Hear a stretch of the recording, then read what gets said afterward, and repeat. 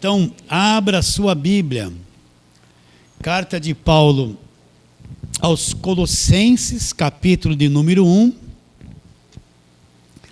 Hoje nós vamos mudar os versos, vamos ler do verso 24 a 29.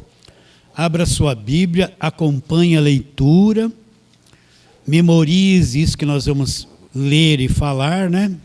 Colossenses, capítulo 1. Versos 24 a 29.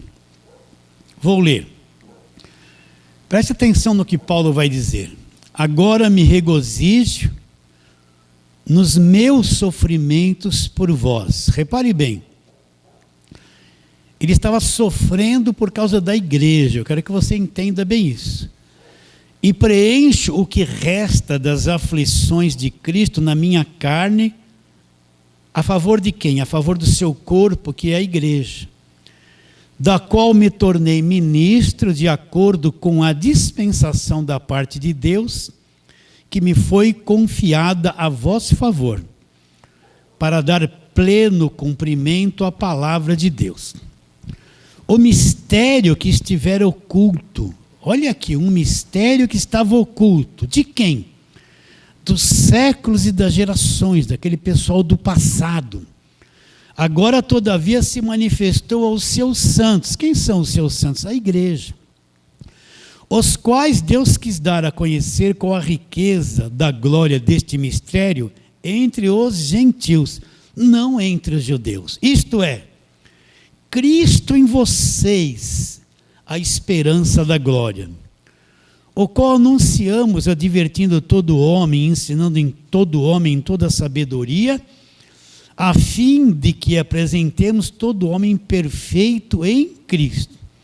É para isso que eu também me afadigo, esforçando-me o mais possível, segundo a eficácia que opera eficientemente em mim. Então vamos à perguntinha. Porque Paulo escreveu esta carta aos Colossenses? Eu vou fazer essa pergunta até o fim da carta. Você nunca mais vai esquecer, nem aqueles que nos acompanham pela internet vão esquecer. Sempre quando Paulo escreveu uma carta à igreja, tinha um ponto principal, onde essa carta, Paulo iria trabalhar na mente deles, mostrar a verdade, o caminho, para instruí-los a permanecer na verdade do Evangelho. Então, quando Paulo escreve esta carta aos Colossenses, tem uma razão.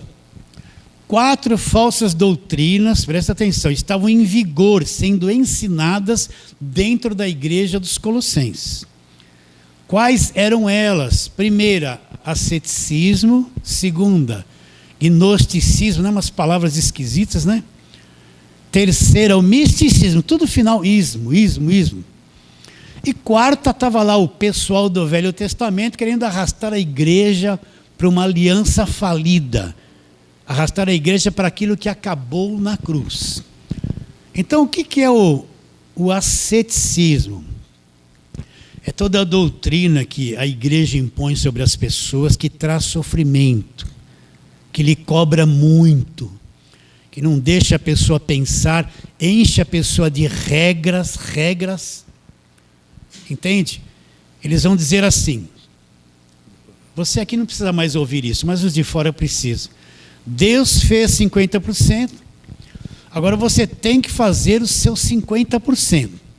E os seus 50% é voto, campanha, sacrifício, obrigatoriedade de ser dizimista, corrente disso, corrente daquilo, fogueira santa, sobe monte, desce do monte, vigília disso, sessão de descarrega, um monte de coisas que é imposta sobre a cabeça das pessoas, dizendo que é a parte dela que, se elas derem mancada, se elas falharem nisso, elas vão perder a salvação, elas vão dar lugar ao diabo, e o diabo vai mandar na vida delas.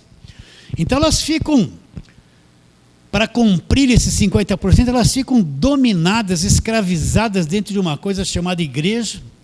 Elas não pensam mais, a liderança pensa, a liderança domina os pensamentos delas, e eles vão pôr um enorme peso na cabeça delas, porque se elas derem mancada, além de perder a salvação, o diabo, o demônio vai entrar na vida delas, elas vão se tornar um monte de gente supersticiosa, elas vão ver diabo em tudo. Se ela estiver dormindo, começou uma chuva e a calha começou a pingar, pim, pim, pim, é um demônio.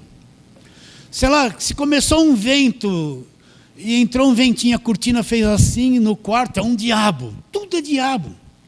O vizinho olha para ela com mal olhado. Tudo é um mal olhado, Vocês estão entendendo? E uma pessoa assim fica fanatizada, ela não pensa mais, ela fica estarrecida, dominada, escravizada por uma mentalidade de guerra, tudo é guerra, tudo é guerra. E ela entra num enorme conflito e sofrimento. Entende? E outra, a pessoa fica escravizada com aquela mentalidade, de forma que a liderança passa a mandar na vida delas. A liderança age como se fosse um Deus na vida dela. Não deixa elas mais pensarem. Então elas ficam um monte de crente abobado, escravizado dentro de uma igreja. Vocês entendem o que eu estou dizendo ou não? Já viveram alguma coisa parecida com isso? E outra, o asceticismo é de você de regra. É uma lista, você tem que fazer isso, fazer isso, fazer isso. E outra lista, você não pode, não pode, não pode, não pode. E essa lista te cobra muita coisa. E se você deu uma mancadinha, falhou num desses pedidos desta lista que você tem que fazer, pronto, perdeu a salvação. Então não pode fazer isso, não pode fazer aquilo, não pode ali, não pode aqui, não pode pôr essa roupa, não pode comer aquela comida, tem que guardar sábado, não pode, não pode, não pode, não pode. Você vive enclausurado. Entende? Aí a esposa tem um marido que não é crente, que não entende nada disso, ela vai para um lugar desse, ela vai voltar uma esposa atrapalhada. Porque ela vai querer cumprir essas coisas dentro da casa dela, mas o marido não entende nada de Bíblia. E o marido vai falar, o que aconteceu com a minha esposa? Não pode isso, não pode aquilo, não pode aquilo, não pode isso, tudo é do diabo. Aí a esposa começa a estar amarrado para o marido, ele nem sabe o que está acontecendo. Aí, pastor, meu marido não quer deixar eu vir na igreja. Tem um demônio na vida dele. Leva esse salzinho aqui, põe na comida dele escondidinho. Aí vai a macumbinha. Ela vai lá, põe no arrozinho para libertar o marido. Traga uma peça de roupa dele, nós vamos ungir para libertar ele. Coitado do marido, não sabe de nada que é ser crente. A igreja rouba a mulher do marido, da família, dá um cargo de obreiro, ela fica escravizada, tem que fazer um montão de coisa. E o marido não entende nada. Vai dar certo o casamento assim? Aí depois meu marido foi embora. É o demônio. Não, é ela mesmo e a igreja que ela está frequentando que pôs essas coisas terríveis na cabeça dela. Isso é asceticismo. Que outra coisa? Vamos mais rápido. O gnosticismo. O que é o gnosticismo? Deus é espírito. Deus não é uma emoção. Eu não toco em Deus. Não tem mais veste de Jesus para mim tocar. Deus é espírito. Meu relacionamento com Deus é num outro nível. Não é no nível da alma, das emoções. É no nível espiritual. Então Deus não é uma coisa que eu sinto o tempo todo. Agora o gnosticismo, ele quer um Deus na carne, ele quer um Deus emoção, um Deus que treme, que sente arrepio, sente calor, ele quer experiências sobrenaturais que apagam ele se debate, ele treme, ele é fogo santo, santo fogo, sabe, uma loucura. Aí você vê um culto gnóstico, que eles falam que é pentecostal, você vê todo mundo gritando, batendo o pé no chão, rodando, sobe e desce, grita, aquelas irmãs, rabalabalabaxai, é isso que te digo, parece uma galinha. E o pastor no púlpito, de língua estranha, rajada de língua estranha. Você já viu isso? Você já viu essas loucuras? E todo mundo grita, e todo mundo, põe a mão, joga no chão e pula. Aí no meio disso, imagine uma pessoa com a mente solta num ambiente desse. A mente solta, eu falo, ela não tem controle sobre a mente. Daqui a pouco ela vai estar até tonta de tanta gritaria. Vem um que nem galinha aqui, outro que nem gato ali, outro que nem cachorro lá, tudo gritando. Daqui a pouco ela começa a ver um montão de coisa, ela pensa que é Deus. Ela começa a ser um produto do meio dessa loucura, que fala que é poder de Deus e não é. Daqui a pouco ela começa a ter um monte de visão. Aí vai surgir, nesse meio, surge aquelas pessoas que falam que são ungidas de Deus, e começam a revelar.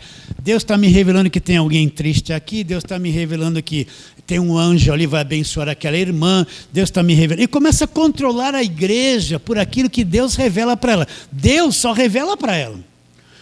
Os outros é um monte de gente que Deus não fala. Ela é o vaso, então Deus só fala com ela. Ela começa, através das visões da cabeça dela, controlar a vida de todo mundo. A doutrina da igreja é baseada na cabeça que ela tem as visões. Vocês estão entendendo? E eles querem experiências assim, com as coisas ocultas, que nem uma macumba, o espiritismo. Pode ver que muitos nessas experiências tremem, até baba, ficam descontrolados. Eles pensam que é Deus, mas não é Deus. É o gnosticismo. Você entende? Nós somos chamados a não obedecer visão de ninguém, não ser controlado. Eu não posso controlar vocês como pastor, eu tenho que pregar a palavra e confiar que Deus vai fazer a obra. E nem quero controlar vocês em nada, porque não é minha função. Minha função é falar a palavra. Só isso. Está bem claro isso? Qual outra coisa? O misticismo. O que é o misticismo? Presta atenção. Você vai numa igreja que é um culto em nome do Senhor Jesus. Jesus Cristo é o Senhor. Só que você vai encontrar no culto um pouquinho da macumba, um pouquinho de espiritismo, um pouquinho de catolicismo e um pouquinho de Jesus. Jesus, quem fala assim, você sabe, né? E um pouquinho de Jesus. Você vai lá, ó, vai na macumba, está lá o sal grosso, banho de descarrego, nó do avesso, um monte de objeto macumbeiro, rosa para Iemanjar. Aí trouxeram tudo isso para dentro da igreja. Aí você vai numa igreja que é evangélica, está o misticismo. Banho de descarrego, corredor de sal grosso, rosinha ungida, toalhinha de suor do apóstolo, chavinha da vitória, aliancinha com Jesus, água do Rio Jordão. Virou uma macumba, sexta-feira forte, oração forte, invoca-se demônio, manifesta, tranca a rua, manifesta, fica invocando o diabo. Olha para a palavra de Deus, para o evangelho. Alguma vez algum apóstolo falou para invocar demônio, para manifestar, para ser expulso? Então virou um terreiro. Tem igreja que certas sextas-feiras é uma macumba em pessoa. A água católica era água benta. Você ia lá, passava a mão, fazia sinal da cruz. Agora é água ungida. Vocês estão entendendo isso? Então você vai numa igreja hoje que se diz evangélica e está lá, camisa do avesso, desatar nó, uma superstição, um culto pesado, as pessoas saem supersticiosas, amedrontadas, né? E sai toda hora põe a mão na cabeça. A pessoa é crente há 30 anos, vai lá e todo final de culto, sai demônio, sai demônio. Ela está 30 anos na igreja e ainda tem que sair demônio dela. E campanha de descarrego, campanha de libertação, toda hora alguém pondo a mão na cabeça, afundando a cabeça dela para ver se ela cai. E óleo na testa, um feitiço só. É esse misticismo. Então, essas igrejas da televisão, vai lá no culto deles para você ver se não é isso que eu estou dizendo. É uma macumba disfarçada em evangélico. Fora, tudo é dinheiro, tudo é envelope, tudo é dinheiro. Vende canal de televisão, é associado, é manutenção. Tudo que você pode imaginar para pegar o dinheiro, dá oferta para ganhar livros. As impressoras, as gráficas que fabricam, são tudo deles. É uma empresa. Tudo para tomar o dinheiro da turma e campanha, fogueira santa, dá tudo que tem, sacrifício, envelope disso, envelope daquilo. É um tempo todo tomando o que as pessoas têm. Prometendo para elas que elas vão ficar ricas se elas derem. Não é verdade isso? Está aí. E a outra coisa, estava lá o pessoal da lei, então tem que explicar isso de novo. A velha aliança acabou na cruz. O Velho Testamento se encerrou na cruz. Jesus, na última Páscoa, ele tomou o cálice e falou: este cálice é o Novo Testamento no meu sangue. Sim ou não? Então a velha aliança é muito bonita, a história do povo judeu, a sarça ardeu, Moisés bateu na rocha, saiu água, os 7 mergulhos de Naamã, Gideão venceu, José prosperou, Elias fez cair fogo do céu, não é? E Davi tirou a pedrinha, acertou o gigante na testa, o gigante caiu, foi maravilhoso. E o mar estava na frente, o exército egípcio atrás e o povo no meio. Aí Moisés levantou o cajado e o mar se abriu. Que coisa linda! Mas tudo isso não é evangelho. Vou pregar para você, vamos rodear a muralha de Jericó. Isso é história lá do passado, no tempo de Jesus. Jesus fez milagre na cidade de Jericó. Jericó já era dominada, não tinha que fazer campanha para derrubar nada. Então tem que entender que Paulo disse em Romanos 10,4, o fim da lei é alguém, é uma pessoa, é Cristo. Isso vai ser justiça para a justiça daquele que acredita nisso. Então, todo aquele sistema judaico, todo aquele sistema do Velho Testamento, guarda de sábado, lei, essas coisas de Jeová, tudo, até esse nome, tudo isso é passado, acabou na cruz, foi extinto, não tem mais vigor, não serve mais para nada. Agora você vê uma igreja escravizada pelo Velho Testamento, escravizada, fazendo campanha, voto, sacrifício, jejum, tudo a mentalidade do judeu que acabou na cruz, não tem nada a ver com o evangelho da graça de Deus. Então nós não temos nada a ver com o judaísmo. Paulo, que era um judeu, foi perseguido porque disse que o judaísmo acabou, diz que isso acabou, o evangelho não tem nada a ver, tudo que o Velho Testamento falava a respeito de Jesus, já se cumpriu na cruz. Uma coisa cumprida é como uma dívida paga. Você cumpriu o pagamento, a dívida não existe mais, acabou. Então não adianta ficar preso no Velho Testamento, aquela mentalidade, os símbolos do Velho Testamento, a Arca da Aliança, aquelas festas das primícias, aquela mentalidade do judaísmo, aquilo é para judeu, não é para nós. Aquilo acabou na cruz. Se você entender só isso que eu estou te dizendo, já é uma grande libertação. Agora, de onde vêm as falsas doutrinas? Do Velho Testamento. De onde vem jejum? De onde vem tem que dar o dízimo, senão o devorador vai me pegar? Paulo nunca falou nada disso, nem no Novo Testamento está. É da lei, da velha aliança. De onde vem sobe monte, desce monte? De onde vêm as falsas doutrinas? Voto, propósito, sacrifício. De onde vêm esses votos? Tudo do judaísmo, da velha aliança.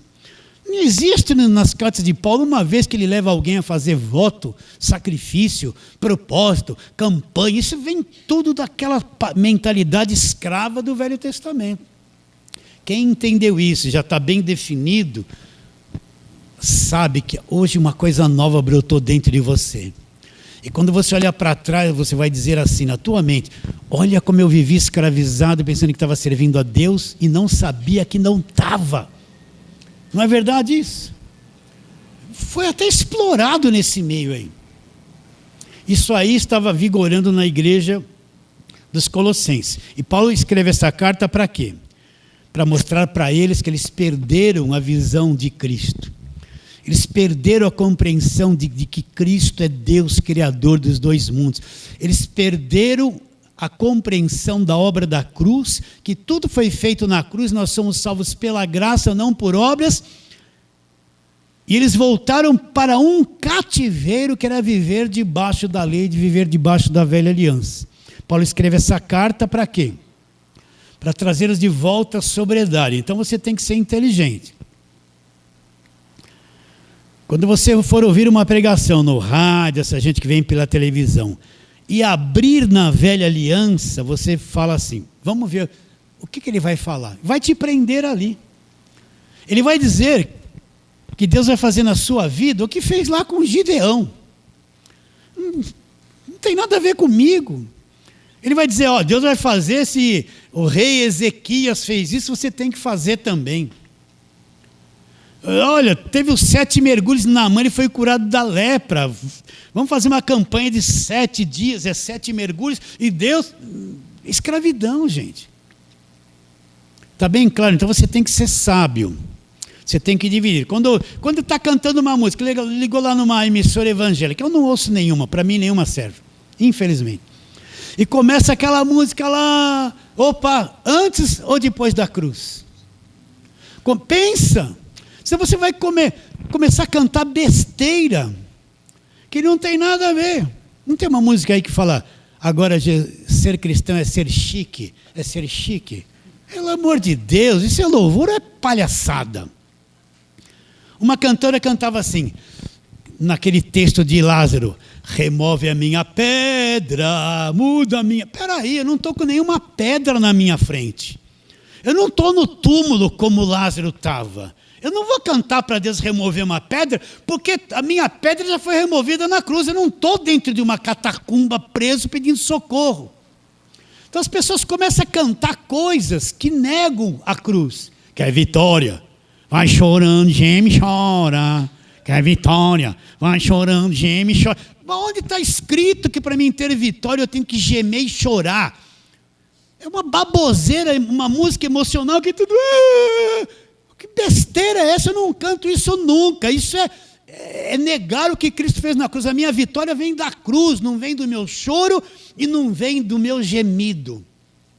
Então, analise quando eu vi uma música evangélica, pensa. Isso aí fala do evangelho é uma baboseira. Onde eu tocar, foram lá em Deuteronômio 28, onde você tocar, prosperará. Aí vem um cantor, onde eu tocar, ele é o tio Patinhas, onde ele toca, vira ouro. Onde eu tocar, vai prosperar, vai ficar rico. Não vai, meus irmãos. Isso não é louvor, isso é uma coisa sutil que tira a tua mente da verdade. E a irmã fica cantando aquilo o dia inteiro na cabeça. Vai crer em quê do evangelho? Não vai crer em nada. Deixou a cabeça ser feita pelo falso louvor. Meu Deus, eu não suporto música evangélica. Para mim não dá. Quando, uma ou outra, às vezes tem uma frase bonita, mas depois nega com a frase seguinte. Né? Vem com Josué lutar em Jericó. Que eu vou com Josué lutar em Jericó? Eu estou no evangelho, não tem nada a ver com Jericó na minha vida. As muralhas, não, suba aos montes devagar, o Senhor vai guerrear, né? Como é que eu já esqueci? Ei, vem com que Josué está em Jericó? Então a pessoa canta e pula, eu cantava e pulava. Não tem nada a ver com louvor, não tem nada a ver com o evangelho. O louvor é cantar o evangelho. Se não tem evangelho na música, não quero saber, vou cantar heresia. Me estendi demais nisso. Tá bom? Então seja inteligente. Não fica ouvindo qualquer besteira. Eu fico surpreso, às vezes, que irmãos que parecem que entenderam o evangelho da graça de Deus. Vou contar um caso aqui. O irmão passou aqui comigo anos. Agora ele não está mais. Um dia me mandou um vídeo adventista. E no vídeo adventista está preso na lei, no Velho Testamento, vive debaixo de lei. Guarda sábado. Me mandou um vídeo adventista, o que eu ensinei para ele, que nós estamos numa nova aliança, que não estamos na velha aliança, me mandou um vídeo adventista e o cara dizendo que Deus só fez uma aliança. Aí eu falei para ele, mas eu não te expliquei que a velha aliança debaixo da lei e a nova aliança, você vai acreditar que o cara falou que só tem uma aliança, tanto no velho quanto no novo? Porque o adventista tem que manter guarda de sábado, lei, judaísmo, você entendeu? Eu fico às vezes decepcionado, pessoas que ouviram tanto, de repente parece que não entenderam nada, gente. Se perderam estão voltando para a velha aliança. Eles estão me ouvindo, eu sei que eles me ouvem. Olha, se você frequentou aqui, vou brincar, e está em lugar de velha aliança, eu falei, você precisava nascer de novo, não nasceu. Tá bom? Mas eles vão perdoar, né? Porque eu falei isso, né? Certo, agora nós chegamos a esse capítulo 1, nós já estamos há uns 5 meses trabalhando no capítulo 1, onde Paulo começa no verso 24. Olha lá, vamos ler de novo, Colossenses 1, 24. Agora me regozijo nos meus sofrimentos por vós. Então Paulo estava sofrendo, não era em favor dele, era em favor da igreja. E preencho o que resta das aflições de Cristo na minha carne. Então, Paulo, o que é uma aflição? Vai lá no Aurélio e diz assim, sentimento persistente de dor.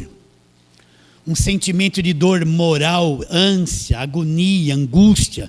Então, Paulo foi uma pessoa que, por causa do Evangelho da Graça de Deus, ele viveu muito angustiado. Então ele fala, agora me regozijo nos meus sofrimentos por vós, e preenche o que resta das aflições de Cristo na minha carne em favor do seu corpo, que é a igreja. Então a primeira coisa que Paulo está dizendo, que Paulo sofria por causa do evangelho.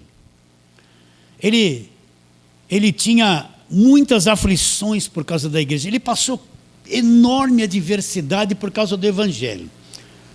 Então eu vou dizer uma coisa para você. O evangelho, no meio daquilo que se chama evangélicos, né? Você sabe que o evangelho verdadeiro é uma das coisas que mais é rejeitada no meio daqueles que falam que são evangélicos. Porque eles vivem presos na velha aliança. O evangelho limpo, ele expõe o falso evangelho. O evangelho limpo, você não é obrigado a ser dizimista, não tem devorador, não tem maldição, não tem nada disso. Só tem contribuição. Evangelho limpo. Vai falar isso no meio desse sistema aí. Os caras vão dizer que você tem demônio, está amarrado, porque eles impõem as pessoas a serem dizimistas. O evangelho limpo te liberta da escravidão e expõe toda a sujeira. Então, quando você começa a pregar o evangelho limpo, vai falar no meio deles que o fim da lei é Cristo. Que você está agora numa nova aliança e não pratica mais judaísmo. Eles são contra você. Não, a Bíblia é toda de Deus, tudo é inspirado por Deus. Tudo. Sim, mas a Bíblia toda é a palavra de Deus? Sim. O Velho Testamento era a palavra de Deus? Sim. Foi inspirado por Deus? Sim. Mas eu tenho que entender na Bíblia o que acabou e o que começou. Tudo era de Deus. Mas Deus pôs um fim em certas coisas e começou uma nova coisa, que é o Evangelho da graça de Deus. Então, o evangelho simples, que não explora ninguém, que não leva ninguém a votar em candidato que o líder quer que vota, o evangelho que não faz da igreja um partido político, como foi feito nos dias de hoje, o evangelho que condena as práticas da lei, que são os pontos que mais se utilizam para explorar o povo. Quando você começa a falar isso, como Paulo fez, é uma oposição de todo lado. De todo lado. Eu, por exemplo, fala pessoal, mas não deveria. Aqui nessa região todo mundo me conhece, mas ninguém tem amizade comigo. Eu não tenho um pastor aqui que me chama para falar alguma coisa. Eu tinha um programa de rádio aqui, pregava essas coisas, eles me odiavam. Por falar essa coisa simples que eu falo com você. Eu não tenho um amigo pastor, ainda mais quando eles me veem no mercado de havaiana no pé. Pastor, pode pôr havaiana? Claro, eu tenho que ir de paletó e gravata no mercado, um calorão desse. Aí eles olham para mim assim, uma bermuda até o joelho com desenho de jovem. Qual o problema por uma bermuda? Tem um calor desse, eu tenho que ir de paletó e gravata no mercado para dizer que eu sou crente? Eles sabem que eu sou na internet, mas ninguém nem olha para mim direito. Aquelas irmãs, então, do Alabasta, do Rawataia. Eu tenho que rir, mano. Quando olha para mim, eu não estou nem aí. Eu não estou nem aí, entende? Você não é um crente só porque pôs certas roupas. Então existe uma perseguição, a turma não gosta do evangelho. Pode ver, você pode ter muitos amigos evangélicos que pode até estar te ensinando coisas, mas fala do fim da lei para eles, vê se eles gostam. Fala! São travados, onde já se viu, os salmos, onde já se viu. Não aceita que tudo isso acabou na cruz. Pode ver. Então, o evangelho verdadeiro, ele tem uma enorme oposição. E a oposição não é o espírita, não é o católico, não é o macumbeiro, são os próprios crentes que estão no evangelho da escravidão. Entende? Então, por que Paulo sofria? E por que Paulo sofreu? Por que Paulo vivia angustiado, né? Cheio de aflição? Porque ele pregou o verdadeiro evangelho da graça de Deus e ele expôs tudo isso diante dos judeus no tempo dele. Então vamos para a palavra de Deus. Primeira coisa que você tem que entender. Vamos lá, Gálatas capítulo de número 1. Você tem que ter como ponto central isso aqui, ó. Gálatas 1, a partir do verso 10. Gálatas 1, 10. Eu espero você abrir a Bíblia e ler. Então diz assim o verso 10. Porventura procuro eu o favor dos homens ou de Deus? Ou procuro agradar a homens? se agradasse ainda a homens, não seria servo de Cristo. Então, primeira coisa, o evangelho não agrada a homens, o evangelho agrada a Deus. Mas se você quiser agradar homens, principalmente em liderança religiosa evangélica, então não vai dar para você ser servo de Deus. O evangelho não agrada a homens. Aí depois ele diz, verso 11, faço-vos, porém, saber, irmãos, que o evangelho por mim anunciado não é segundo o... Então o que Paulo pregava não era evangelho segundo o homem. Agora o que ele diz? Porque eu não recebi e nem aprendi de homem algum. Então como Paulo entendeu o evangelho? Mas mediante revelação de Jesus Cristo. Então presta atenção. Paulo não aprendeu o evangelho de Pedro, não foi procurar Tiago. Entenda o que eu vou dizer, isso é muito chocante. Ele não foi atrás de Mateus. Ele não foi atrás dos apóstolos para aprender o evangelho. Ele fala que o que ele pregava, ele não aprendeu de homem algum. Isso é muito sério, isso divide. Então você poderia perguntar, pastor, então ele não aprendeu de homem algum? Não. Não foi Pedro dar umas aulinhas para ele. Nem Tiago que falou que o homem é salvo não só por fé, também que tem que ter obras. Agora, como que Paulo aprendeu o evangelho? Ele diz, mediante revelação de Jesus Cristo. O que é uma revelação? É algo de Deus que a minha mente não consegue alcançar, não consigo ver, não consigo compreender. Eu não consigo ter clareza. A capacidade humana não penetra nesse conhecimento profundo espiritual. É impossível para o homem penetrar lá e entender. Está claro isso? Mas Deus vem ao homem e abre a mente dele para entender, para compreender, para que ele tenha clareza desse mistério e para se enxergar uma coisa que para ele era impossível, como homem, compreender. Então Paulo fala, foi mediante revelação. Jesus vem a ele, você sabe a história de Paulo, ele teve encontro com Jesus na estrada de Damasco e abriu o entendimento dele, trouxe informações celestiais na mente dele, fez ele entender o evangelho da graça de Deus. Por si só ele não compreenderia o evangelho da graça de Deus. E a mesma coisa nós. Não pense que você está entendendo o evangelho da graça de Deus porque você quis, porque você achou melhor. Não, Deus, ele, como mexeu na mente de Paulo, ele mexeu na tua cabeça, no teu espírito. Você era crente em outras igrejas, fez um monte de coisa, mas tinha uma insatisfação dentro de você que você não entendia. Você pensava que estava devendo para Deus. Aí um dia os anos foram passando. Pensa que para o evangelho abrir dentro de você, você teve que passar por um processo longo no passado. Ser religioso, estar no falso ensino, sofrer danos até no passado. Mas chegou um dia que a coisa foi, Deus foi cercando a coisa de um jeito que você ficou insustentável. E naquele período, naquele clímax, veio uma palavra do evangelho, não sei como. Fez assim, plim. Parece que era isso que há anos que eu estou procurando. Deus começa a abrir o teu entendimento. Se ouve uma palavrinha que já muda alguma coisa aqui dentro, e você começa a ficar com uma sede, com uma sede, com uma sede.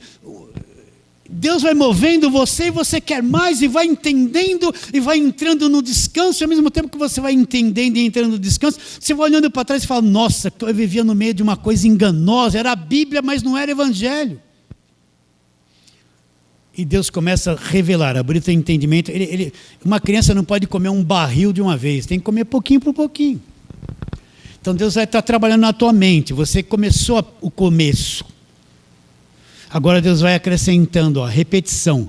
Um pouquinho hoje, um pouquinho amanhã, e no decorrer dos anos você vai ter uma sabedoria indestrutível. Então a mesma coisa, Deus chamou o apóstolo Paulo e revelou o evangelho, ele não aprendeu de homem algum. Deus abriu o entendimento dele, ele foi crescendo e enxergando a grandeza do que é o evangelho da graça de Deus. Então você tem que saber que quando nós estamos nas cartas de Paulo, eu não estou te pregando o judaísmo, eu não estou te pregando o evangelho da graça de Deus que foi revelado ao apóstolo Paulo. E quando você entende isso, Deus operou em você. Você entra num campo, numa dimensão espiritual diferente. Totalmente diferente. Tua mente muda, você muda por dentro. Você tem sede, você acordou de um sono. Aí você olha para trás, eu era evangélico há 20 anos. Olha lá o que eu crio, o que eu fazia. Você vê que parece que você estava na morte ainda, sem saber. Está entendendo o que eu estou dizendo? Sem saber. Então Paulo está dizendo, olha, eu não aprendi de homem algum. Mas foi mediante a revelação de Jesus. Jesus Cristo abriu o entendimento dele e expressou esse conhecimento que estava oculto de todos os irmãos do passado. Você pensa que eles entenderam esse evangelho no passado? Você pensa que Gideão entendeu alguma coisa do evangelho? Ou Elias? Não entenderam nada. O evangelho era uma coisa oculta para aquela gente. Totalmente oculta. Nós vamos ver isso mais para frente. Agora Paulo fala o judeuzão que ele era. Olha lá, verso 13. Porque ouviste qual foi o meu proceder outrora no judaísmo. Então, Paulo era judeu, praticava a lei, vivia debaixo da lei, era contra Jesus Cristo, contra o evangelho, achava que o evangelho era uma seita que queria destruir a religião dele. Porque ouvistes qual foi o meu proceder no judaísmo, como sobremaneira perseguia eu a igreja e a devastava. Ele era contra a igreja. E na minha nação, olha a posição que ele estava. Quanto ao judaísmo, avantajava-me a muitos na minha idade, sendo extremamente zeloso das minhas tradições. Paulo era um ferrenho guardador da lei. Ele, se precisava matar alguém para proteger a lei, ele faria isso. É o que ele fazia com a igreja. Agora olha o que ele diz. Quando, porém, ao que me separou antes de eu nascer. Então Paulo não existia. Como ele poderia ser separado por Deus antes de nascer? Pois as pessoas falam que não existe predestinação na Bíblia. Continuando. Me chamou pela sua graça, aprove revelar seu Filho em mim. Ela, entre os, para que eu pregasse entre os gentios. Sem detença, não consultei carne e sangue. O que é consultar carne e sangue? É ele procurar os apóstolos e perguntar como era o evangelho. Ele não foi consultar ninguém. Nem subi para Jerusalém para os que eram apóstolos antes de mim. Ele não foi atrás dos apóstolos. Mas parti para as regiões da Arábia e voltei outra vez para Damasco. Então Paulo teve um tempo que ele se separou para codificar tudo aquilo que tinha acontecido com ele. Foi para o Velho Testamento encontrar tudo do Velho que falava a respeito de Cristo e que se cumpriu na cruz. Ele foi entender que a religião judaica havia acabado na cruz. Que toda aquela lei que ele queria guardar e matar as pessoas por causa da lei, aquilo era um assunto encerrado, já não era mais. Ele era contra Deus tentando fazer isso. Olha o nó que deu na mente dele. Está te fazendo bem isso que eu estou dizendo? Está clareando aí na sua mente? Está um bálsamo assim, uma coisa boa, não é? Isso aconteceu com ele. Ele não aprendeu de homem algum. Agora, o que outra coisa aconteceu com ele? A nação dele toda se tornou uma nação opositora àquilo que ele falava. Você pensa que os demais apóstolos tiveram entendimento do apóstolo Paulo? Das 27 cartas escritas no Novo Testamento, Paulo escreveu 14, de Romanos a Hebreus. Eu vou te falar uma coisa que alguém pode ficar estarrecido. Se você for ler tudo que Tiago escreveu na carta dele, Tiago não falou nada do evangelho da graça de Deus, não falou nada da obra da cruz. Não falou nada dos lugares celestiais. Se você for ler tudo que Pedro escreveu, 1ª, 2ª Pedro, Pedro tem uma pequena compreensão da graça do Cordeiro, mas ficou nisso. Ele mesmo fala que as coisas que Paulo pregava eram difíceis de entender, ele mesmo tinha dificuldade de entender o que Paulo pregava. João falou, o Cordeiro de Deus que tira o pecado do mundo, mas lê 1ª, 2ª e 3ª carta de João. Você vê uma mente muito pequena em conhecimento do evangelho. Vai ver Judas, fala sobre a graça de Deus e a libertinagem, mas uma coisinha muito pequena. Todos eles eram de Deus, claro, mas o conhecimento deles, perto de Paulo, foi pequeno. Paulo escreveu metade da nova aliança. quer entender sobre justificação, lugares celestiais, redenção, só Paulo falou a respeito disso. Então, a nação judaica se voltou contra Paulo e contra o evangelho, fortemente. Então, aí que começou a aflição, a perseguição, o sofrimento de Paulo em favor da igreja. Vamos ler algumas coisas sobre isso? Vamos lá. Atos, capítulo de número 21. Paulo vem da cidade de Éfeso, sentido a Jerusalém. Ele tinha uma forte convicção que Deus havia o mandado para Jerusalém. Ele vai lá. O profeta Ágabo aparece na frente dele e fala: olha, eles vão te prender, você vai passar por um monte de coisas ruins. Mas ele fala: não, no meu espírito eu estou certo, vou para Jerusalém. Então, quando ele chega em Jerusalém, verso 17 de Atos 21, você tem que entender que a igreja que estava em Jerusalém, liderada por Pedro e Tiago, era uma igreja judaizante. Eles estavam debaixo da lei, agarrados na lei, misturando Cristo com lei, com a velha aliança. Você tem que entender isso. Então, a partir do verso 17, Paulo vai chegar lá em Efésios, lá em Jerusalém. Abra aí e acompanhe, presta atenção. Tendo nós chegado a Jerusalém, os irmãos nos receberam com alegria. Até aí tudo bem. No dia seguinte, Paulo foi encontrar-se com Tiago. Quem é esse Tiago aqui? O que escreveu: a fé sem obras é morta. Então, aquela fé de Efésios 2:8, que eu sou salvo pela graça, não por obras, Tiago entendia diferente. Ele dizia: pode semelhante fé salvá-lo, se você não tiver obras. Então você vê que a mentalidade de Tiago era um apóstolo judaico, preso ao judaísmo. Ele achava que se eu tivesse só fé em Cristo e fosse salvo, é insuficiente, precisava ter obras e fé para mim ser salvo. E a salvação é só pela graça. Só Paulo ensinou isso claramente. Então olha lá, vou ler de novo, 17. Tendo nós chegado a Jerusalém, os irmãos nos receberam com alegria. No dia seguinte, Paulo foi encontrar-se com Tiago, olha aí, e todos os presbíteros se reuniram. Todas as autoridades da igreja estavam lá. Você tem que ter em mente isso. Todos eles, Pedro, João, Tiago, que estavam tudo lá, eles não tinham compreensão clara de que o fim da lei é Cristo. Eles nunca falaram nada a respeito disso. Eles tinham um comportamento de Velho Testamento com o Novo, tudo misturado. E tendo-nos saudado, olha lá o verso 19, Paulo contou minuciosamente o que Deus fizera entre os gentios para o seu ministério. Agora começa a encrenca aqui, verso 20. Ouvindo, deram eles glória a Deus, e lhes disseram, olha lá, agora vem a bronca. Bem vês, irmãos, quantas dezenas de milhares há entre os judeus que creram. Eles creram em Jesus Cristo, creram. Olha lá, e todos são o quê? Zelosos da lei. Eles creram, mas não entenderam que o fim da lei é Cristo. Estavam tudo agarrado na lei, praticando a lei e crendo em Jesus Cristo, misturados. Então a primeira coisa que eles, depois que Paulo falou, eles deram graças a Deus, mas já vieram com um problema. Existem milhares de dezenas entre nós que creram, mas todos são zelosos da lei. Começou o problema aí. Olha lá. E foram informados a teu respeito, aí começa o problema. E foram informados a teu respeito que ensina a todos os judeus entre os gentios a se apostatarem de Moisés. O que é se apostatar de Moisés? O fim da lei é Cristo. A velha aliança acabou. A lei de Moisés foi encerrada na cruz. Cristo já cumpriu. Não adianta mais seguirmos Moisés, nós estamos numa nova aliança. Agora nós seguimos Jesus Cristo. Era isso que Paulo pregava. Eles já foram pegando Paulo de jeito ali.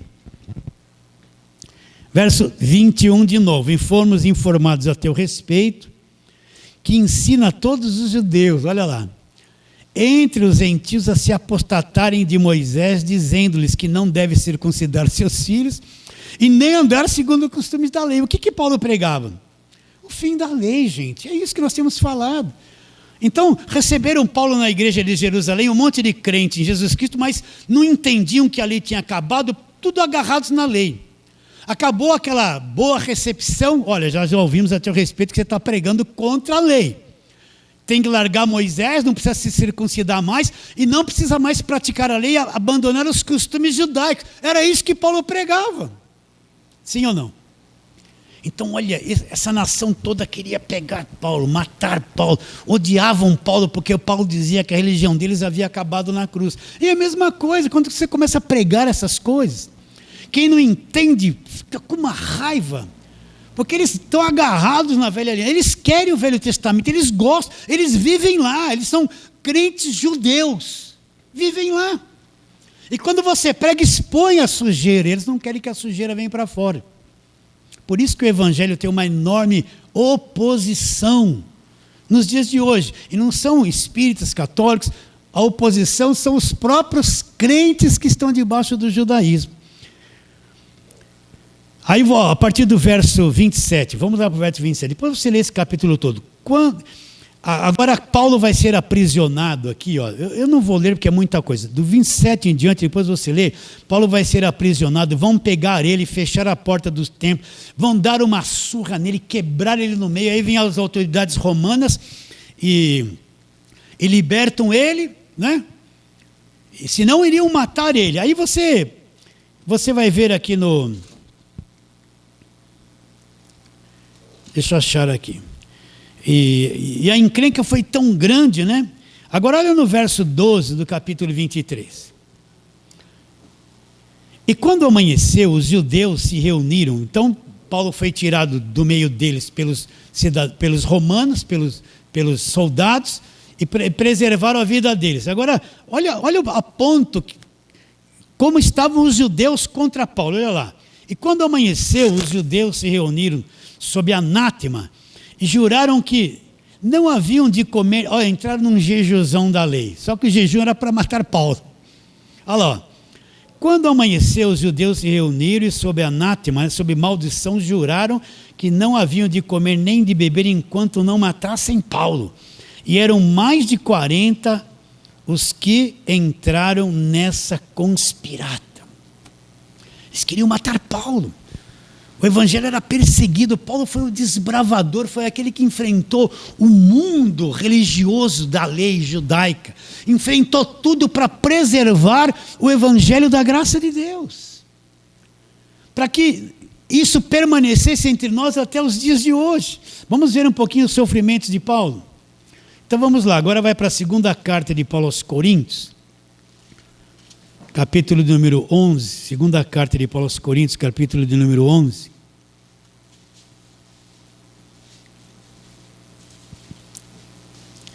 Esse capítulo aqui, eles estão questionando o ministério do apóstolo Paulo. E já havia gente entre os coríntios desmerecendo o ministério de Paulo. Alguns apóstolos falsos já haviam se introduzido lá. Olha aqui o verso 10 do capítulo 11 de 2 Coríntios. A verdade de Cristo está em mim. Por isso não me será tirada esta glória nas regiões da Acaia. Por que razão? É porque não vos amo, Deus sabe. Mas o que faço e farei era para cortar a ocasião àqueles que buscam,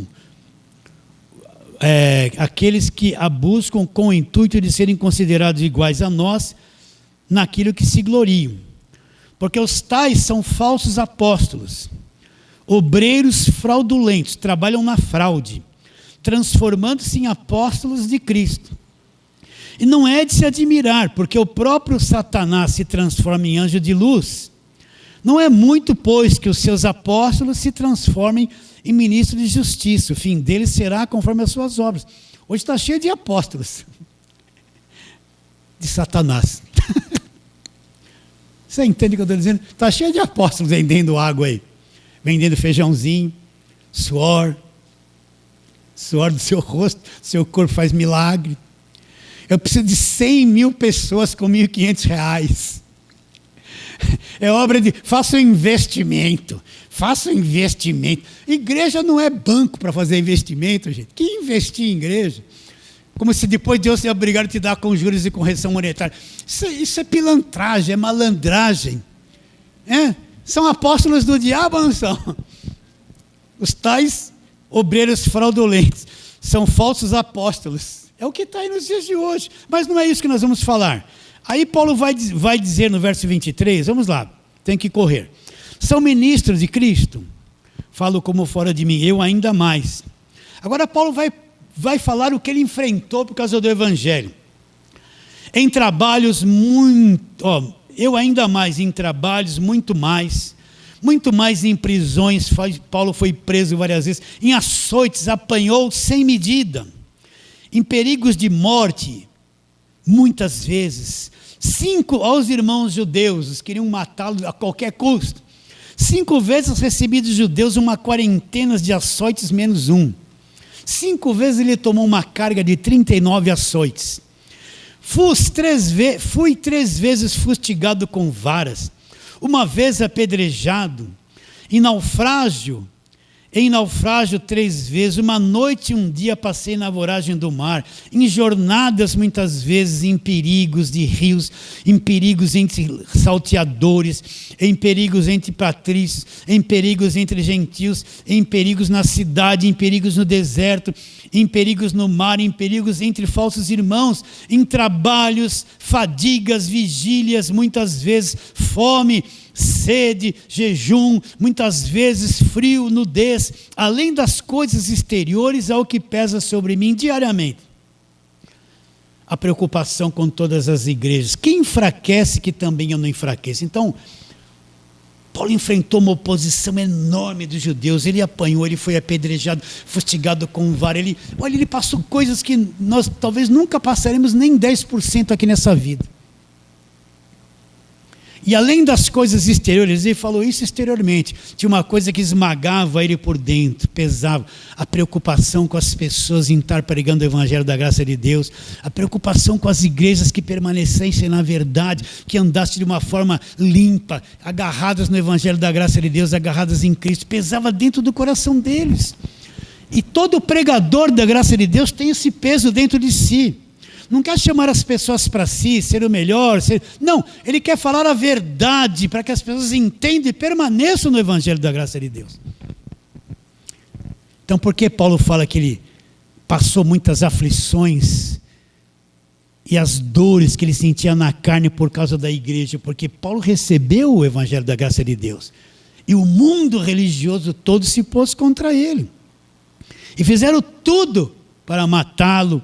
Não é? Então, mesma coisa, não se sinta ofendido. De vez em quando alguém fala comigo pelo telefone ou WhatsApp: pastor, é inacreditável, eu falo isso, falo aquilo, e todo mundo se volta contra mim. Eu tenho parentes que, quando eu comecei a falar da graça, viraram o rosto para mim. É normal, você vai ter uma oposição quando começa a falar do evangelho da graça de Deus.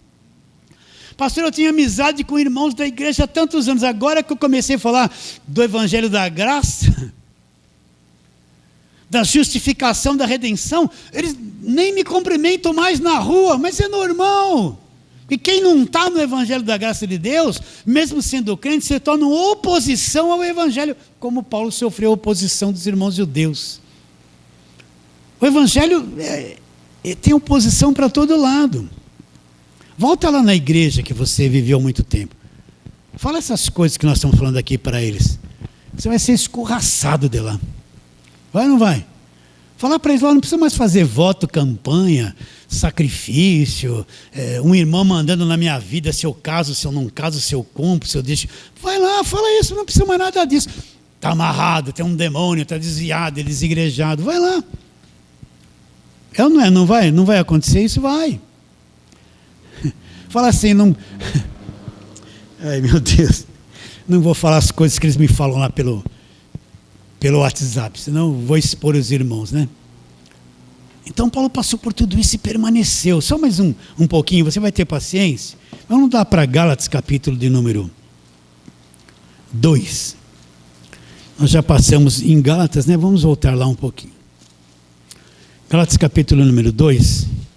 Nós vamos ver aqui um conflito muito grande entre Paulo, Pedro e Tiago e os judaizantes, né? Capítulo 2 de Gálatas, abre a Bíblia, acompanhe a leitura. Depois de 14 anos, Deus falou para Paulo: vai lá para Jerusalém e vai falar desse evangelho que você prega para todos aqueles que estão lá, os apóstolos, os que têm muita influência. Vai lá e mostra para eles o evangelho da graça. Vai lá falar com eles. Olha lá o capítulo 2 de Gálatas. 14 anos depois, subi a Jerusalém outra vez. 14 anos depois, subi outra vez a Jerusalém com Barnabé, levando também comigo Tito. Subi em obediência a uma revelação e lhes expus o evangelho que prego entre os gentios.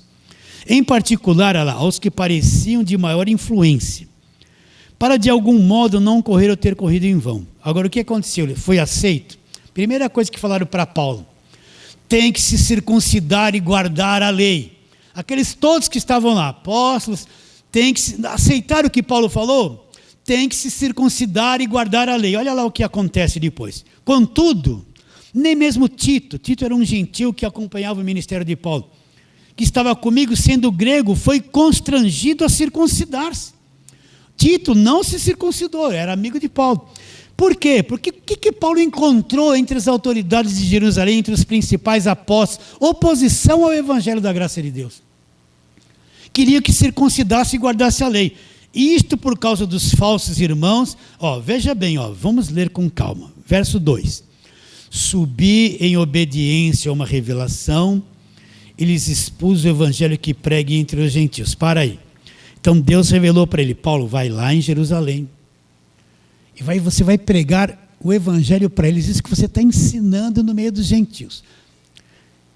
Olha o que Paulo fala na continuação: em particular aos que pareciam de maior influência, para de algum modo não correr e ter corrido em vão. Então Paulo foi pregar o evangelho para quem? Os principais, as autoridades que tinham maior influência. Agora o que ele fala que ele encontrou lá, que esses de maiores influências.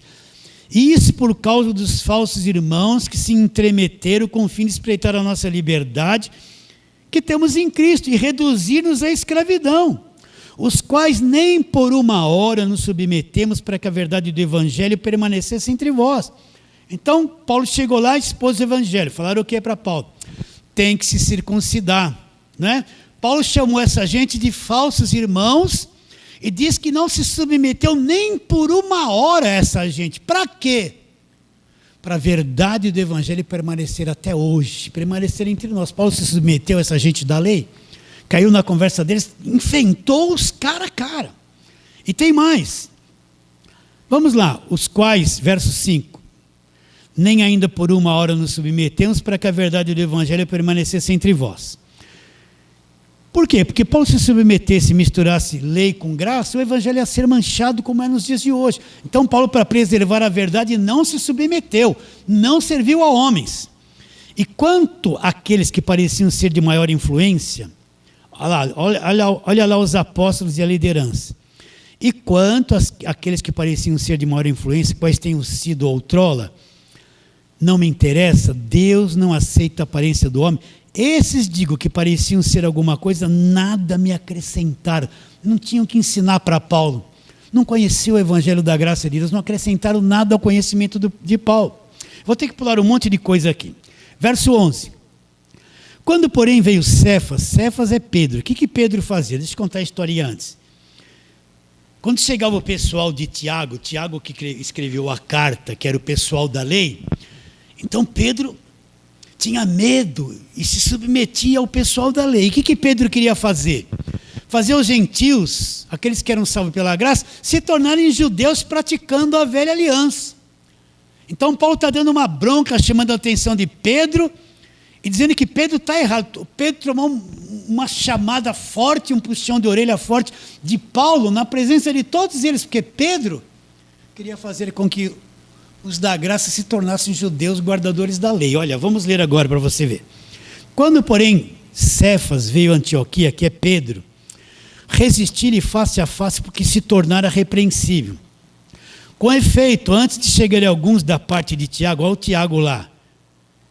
O Tiago era o guardador da lei, não tinha entendido ainda que o fim da lei é Cristo. Comia com os gentios, quando, porém, chegaram, afastou-se, por fim veio apartar-se, temendo da circuncisão. Então, de quem eram enviados aquelas pessoas? De Tiago. Pedro teve medo, temendo aqueles da circuncisão. Circuncisão é os que estão submetidos à lei. E não entenderam que o fim da lei é Cristo. Continuando. E também os demais judeus dissimularam com ele, a ponto de o próprio Barnabé ter se deixado levar pela dissimulação deles.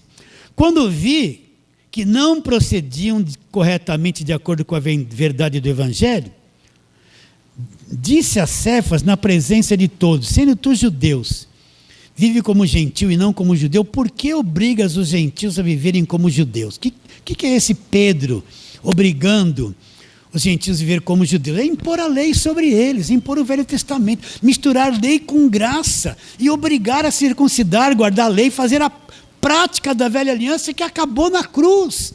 E o evangelho que a gente vê hoje na televisão, na maior parte das igrejas, é esse evangelho judaizante, lei com graça, essa mistura que confundem e mancham o evangelho da graça de Deus. Então Paulo foi firme, resistiu a Pedro, resistiu aos principais de Jerusalém, não se submeteu nem por uma hora ao que eles queriam que ele fizesse, não se circuncidou, não aceitou circuncisão, não aceitou a lei. E é o que nós temos que fazer hoje. Não vamos nos submeter a esse falso evangelho, custe o que custar. Não vamos nos submeter ao Velho Testamento, ao judaísmo, essas práticas. Vamos resistir a tudo isso, ainda que somos insignificantes, mas a verdade do evangelho da graça de Deus tem que ser preservada, agarrada, defendida. Temos que lutar por essa verdade. Agarrar isso e não se submeter a tudo aquilo que é enganoso. Lixo não dá mais para entrar na nossa vida. Então não espere que todo mundo vai gostar de você.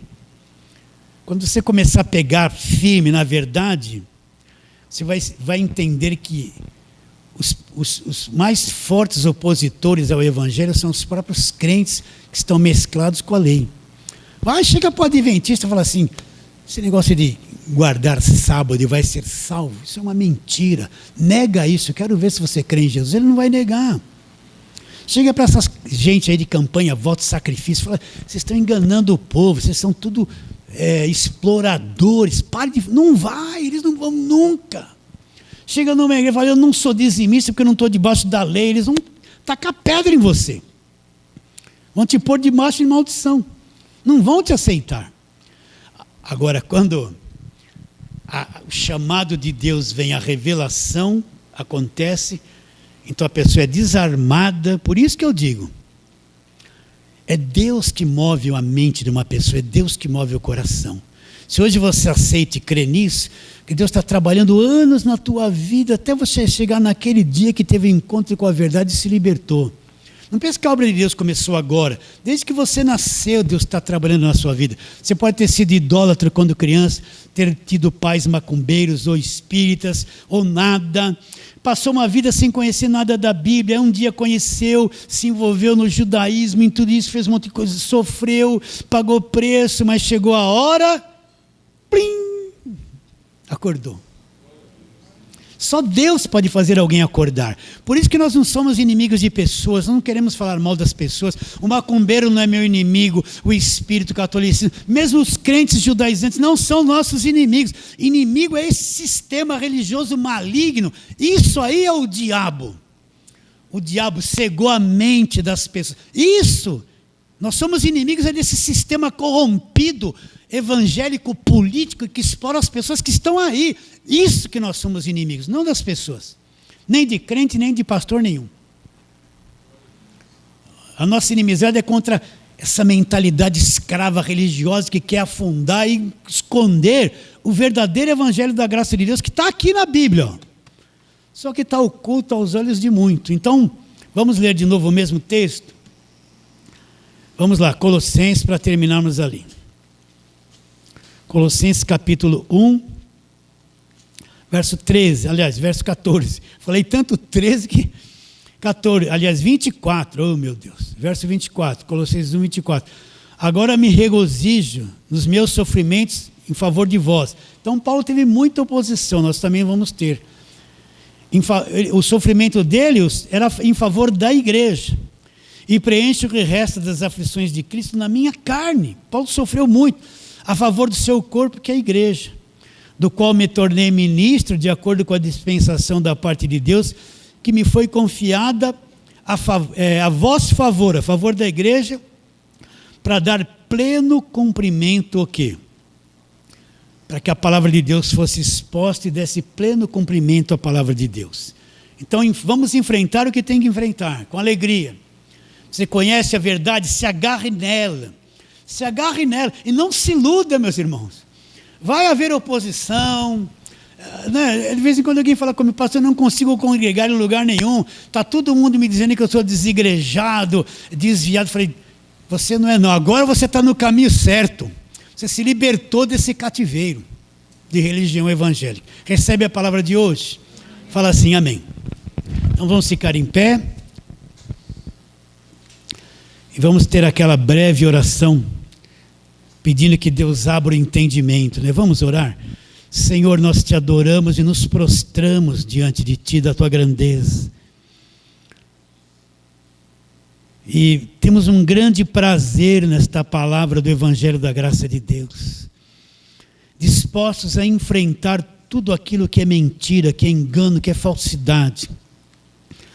E nós te adoramos, Senhor, porque o Senhor mesmo pôs isso dentro de nós. E nós queremos pedir que aonde chegar esse arroz com feijão, aonde chegar essa palavra simples, que haja revelação, haja uma abertura de mente, de emoções, de espírito. E as pessoas venham compreender e ter clareza sobre a grandeza do Evangelho, onde Paulo disse, não me envergonho do Evangelho, porque o Evangelho é o poder de Deus, para a salvação de todo aquele que crê. Assim, alcance essas pessoas, alcance esses chamados, desperta-os. É o que nós te pedimos pela fé, crendo em nome de Jesus. Fale assim, amém.